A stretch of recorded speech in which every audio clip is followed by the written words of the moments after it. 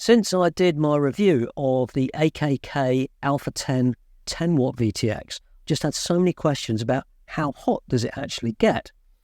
Well, I can tell you that at the end of my test, you couldn't really leave your fingers on the heatsink or the PCB for more than about 5 or 10 seconds. It's pretty warm. But what actual temperature does it get to?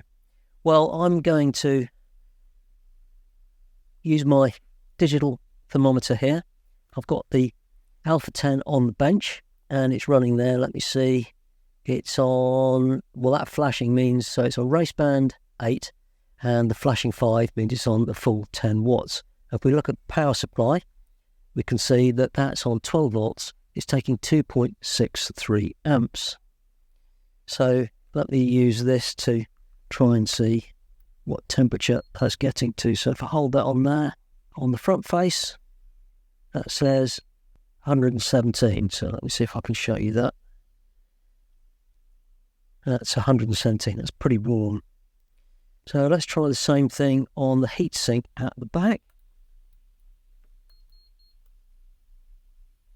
The heatsink is saying, well,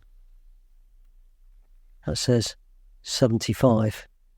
So the front face is actually a little bit warmer than the heatsink. Let's just try that front face again. I think I must have got that wrong because the front face is now saying 79. I think I must have messed that up a little bit. Well, I hope that's answered all the temperature questions that you had. And as always, thanks for watching.